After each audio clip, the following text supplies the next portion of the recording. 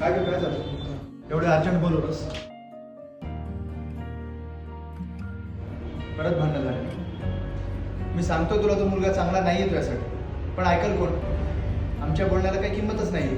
काय माहिती तुला त्याच्याबद्दल? सांग ना, काय माहितीये?